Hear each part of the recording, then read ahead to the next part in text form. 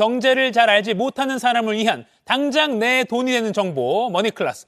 오늘은 최근의 주식시장 뜨거운 이슈들을 알기 쉽게 정리해보는 주식 핫 키워드 시간입니다. 전문가 바로 만나보죠. 경제의 맥을 짚어주는 도사님 정철진 경제평론가와 함께 오늘도 주식시장 맥 한번 짚어보겠습니다. 안녕하세요. 네, 안녕하십니까. 자, 오늘 세 가지 키워드를 준비했는데 첫 번째는 아마도 공매도이겠죠. 네. 바로 한번 열어보겠습니다. 네, 주식 공매도 전격 금지 워낙 큰 뉴스였습니다. 네. 지난 일요일에 전격 발표가 됐고 바로 월요일부터 시행이 된 걸로 알고 있는데 정부가 국내 증시에 대해서 공매도를 내년 상반기까지 금지하기로 한 거죠. 네, 그렇습니다. 말씀하신 대로 이번 주 우리 사회에 뭐 여러 가지 핫한 키워드 중에 하나를 꼽으라면 네. 이 공매도 금지인데요. 말씀하신 대로 내년 6월 말까지, 그러니까 현재 기준으로 8개월 동안 이제 공매도는 금지가 됩니다. 예. 그러니까 추가적으로 공매도도 안 되고요. 기존의 공매도도 연장이 불가하다라는 건데 이 대목에서 그럼 공매도는 뭐야? 네. 공매도를 한번 정리를 해보고 가는 게 맞겠죠. 네. 이 공매도의 공자가 빌공입니다. 그러니까 나는 주식이 없는데 먼저 판다. 없는데 어떻게 팔겠죠? 그래서 이 공매도의 기본은 예. 먼저 주식이 있는 사람으로부터 주식을 빌립니다. 이걸 대여라고 하는데 이때는 주식값을 다 주지 않고 일종의 수수료만 주는 거예요. 네. 그다음에 이제 공매도가 그 빌린 주식을 가지고 어떤 기업이 있는데 기업이 너무 비싸 떨어질 거야 라고 할 때 이미 10,000원이라고 할게요. 주가가 10,000원에 팔습니다. 예. 그럼 이 사람은 이제 10,000원이라는 현금을 갖고 있겠죠. 근데 예상대로 주가가 5,000원으로 떨어졌다고 해볼게요. 네. 그럼 이제 떨어졌어요. 그럼 자기 10,000원 있죠. 예. 그럼 한 주를 사서 5,000원에 사요. 하고 자기는 한 주를 빌렸기 때문에 원래 빌린 사람한테 한 주를 갚습니다. 아하. 그럼 손해는 5,000원이 남아있겠죠. 걸리는 거죠. 물론 5,000원에서 이제 수수료를 수수료. 좀 빼야 되는데 예. 이게 공매도의 기본 구조다라고 볼 수가 있을 텐데요. 네.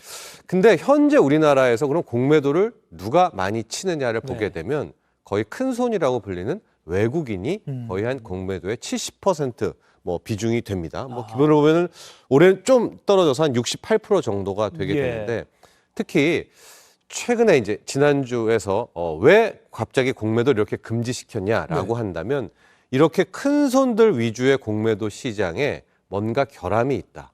가령 좀 기울어진 운동장이라든가 네. 특히 불법 공매도들이 횡행했기 때문이다라는 게 이제 하나의 이야기가 이어지게 되는 거죠. 그래서 기울어진 운동장이다라고 표현을 해왔던 거군요. 네, 맞습니다. 외국인들이나 기관에만 좀 유리한 시장이 아니었나. 네. 가장 큰 거 하나만 보면 이제 상환 기간이라고 해요. 예. 어떤 이제 공매도는 누구한테 주식을 빌렸잖아요. 네네. 그리고서 이제 떨어질 거라고 공매도를 쳤어요. 예. 그러면 보통 개인은 90일 내에는 한 번 껐던 걸 갚아야 됩니다. 여기 이제 나오고 있는데요. 개인 같은 경우는 90일 날에는 그걸 한번 포지션을 아웃해야 돼요. 90일 안에는. 네. 네네. 그런데 외국인과 기관은 실은 90일 이상, 1년까지도 끌 수 있고 그 이후에도 서로 간의 합의에 따라서 리볼빙, 그러니까 연장을 할 수가 있는데 예. 기업이라는 게 매번 좋을 수가 없잖아요. 한 번 정도는 악재가 나오겠죠. 네. 그러니까 우리의 공매도의 좀 문제점이라고 하는 것은 악재가 나올 때까지 계속 끌고 갑니다. 그 기업이 좋던 실적이 잘 나오던 네. 계속 주가를 누르다가 악재 나왔을 때 자신의 이익을 챙기는 아마 이런 점들이 개인 투자자들이 고쳐야 된다고 청원을 한 거고 예. 이번 당국이 말하는 것은 불법 공매도였습니다.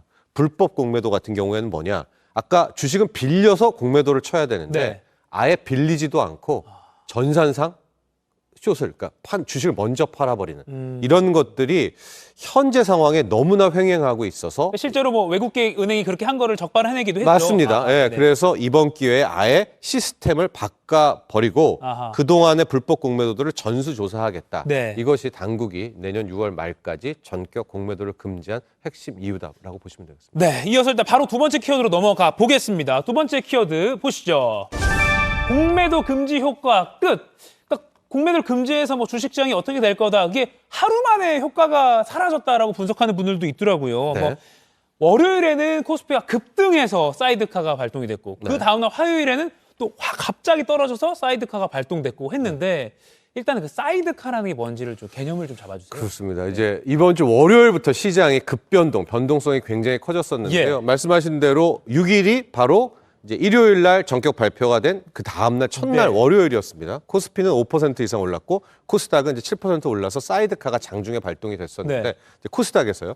사이드카라는 게 뭐냐면 너무 시장이 급등을 하거나 네. 급락을 할 경우에는 일종의 제어 장치를 겁니다. 그게 사이드카, 서킷 브레이커라는 게 있는데 사이드카 같은 경우에는 선물이 코스피는 5% 이상 오르거나 떨어질 때, 코스닥은 6% 이상 오르거나 떨어질 때 프로그램 매매를 5분간 멈춰 중단을 시켜서 일단 과열 양상을 이제 막아내는 이제 그런 예. 조치가 바로 사이드카라고 볼 수가 있는데요.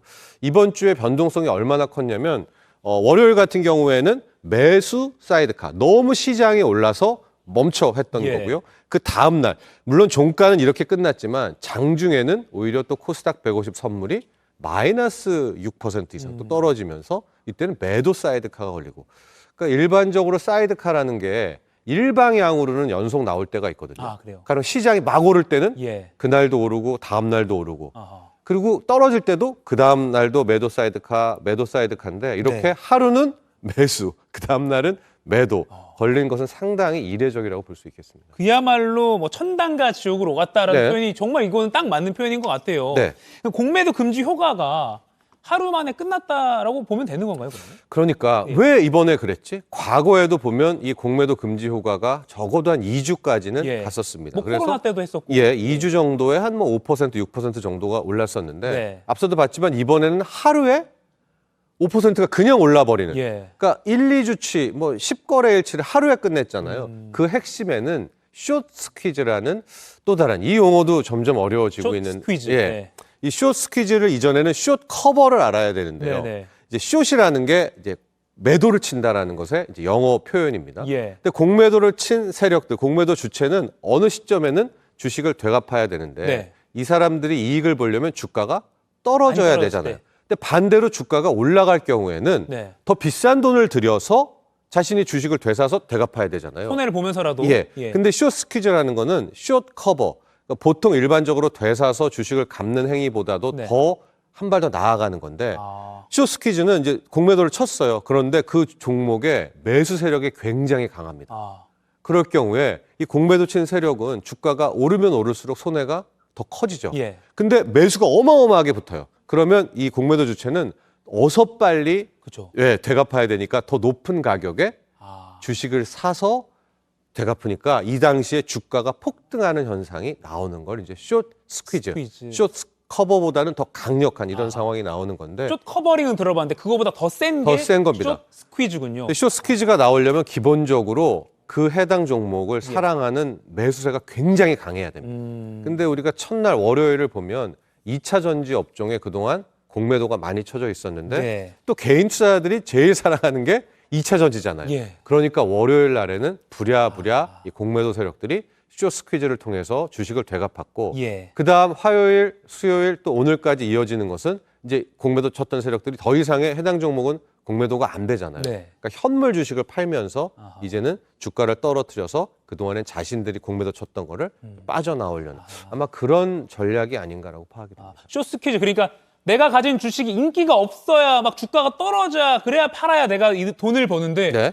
예상 밖에 너무 인기가 많아서 막 사려는 사람이 많으니까 왜 안 되겠다 더 오르기 전에 빨리 팔아 그렇죠. 털어내야겠다. 요게 숏 스퀴즈. 맞습니다. 특히 이번 주 월요일은 추가 공매도도 안 된다. 아, 그렇죠. 8개월 동안 그런 공포와 두려움이 있었겠죠. 알겠습니다. 인기를 얻으면 안 되는데 인기가 너무 높아지니까 네. 빨리 팔아버리는 상황. 숏 스퀴즈.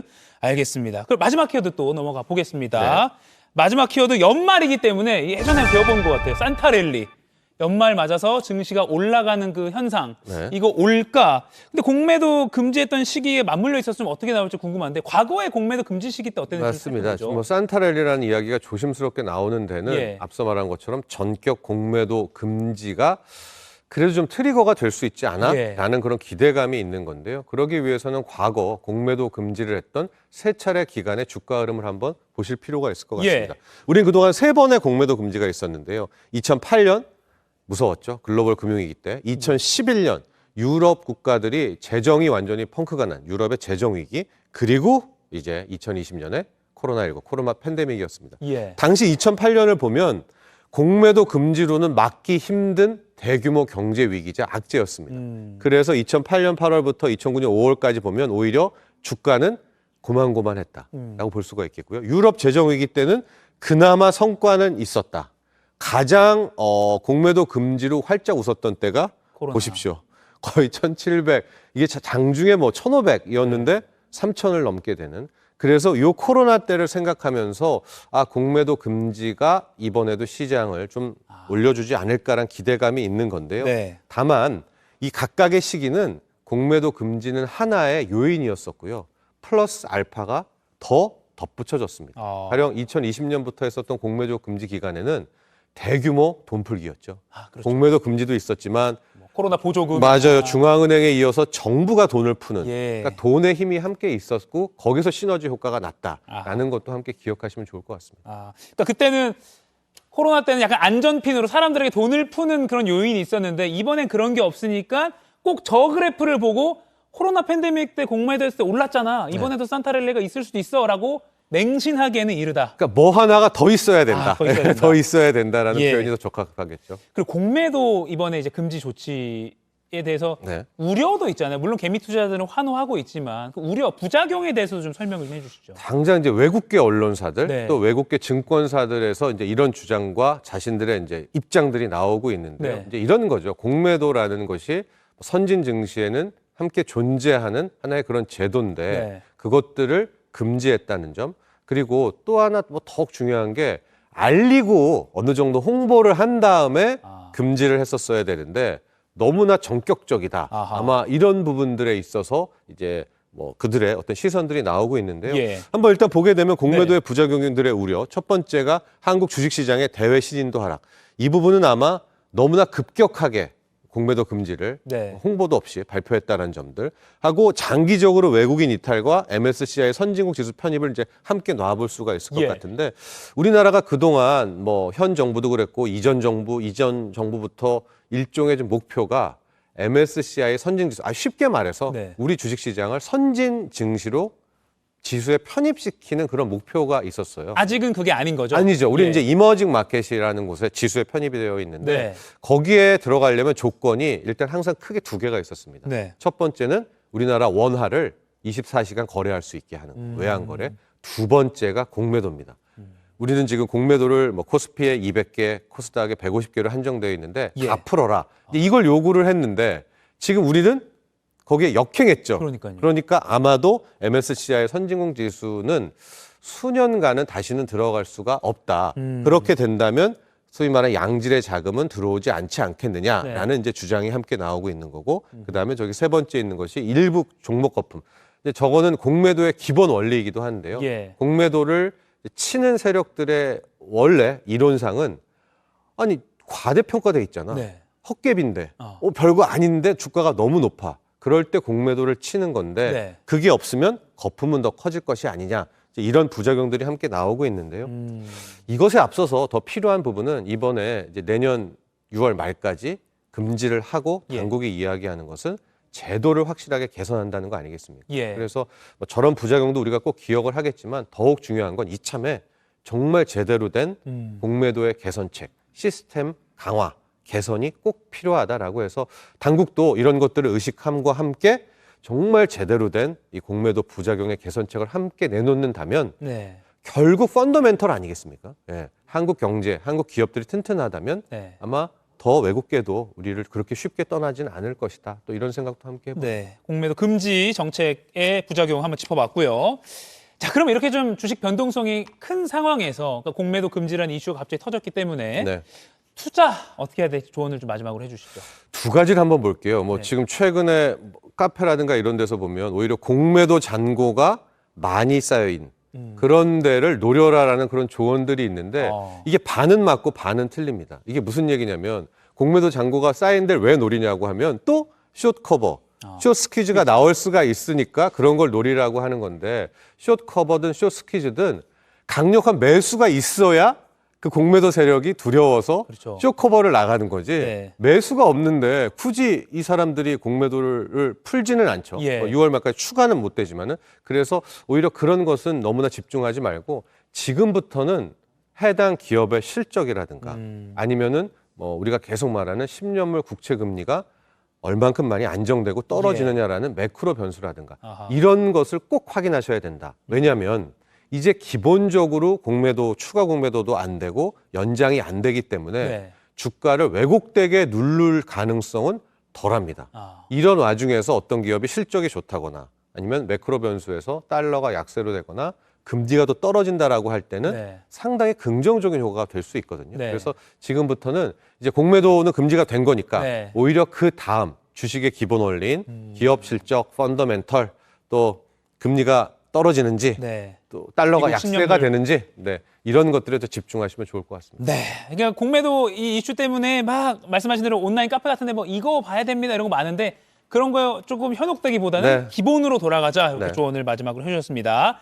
자, 마무리하기 전에 오늘도 두 분 뽑아서 영화 관람권 2장씩 드리는 퀴즈 준비했습니다.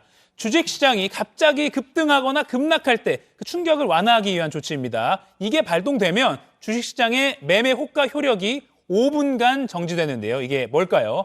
1번 퀸카, 2번 사이드카, 3번 케이블카. 오늘 보기가 좋네. 정답 골라서 지금 상클 생방송이 나가고 있는 JTBC 뉴스 유튜브 실시간 댓글창에 남겨주시면 두 분 뽑아서 방송 말미에 발표해드리도록 하겠습니다. 지금까지 머니클래스 정철진 경제평론가와 함께했습니다. 고맙습니다. 감사합니다.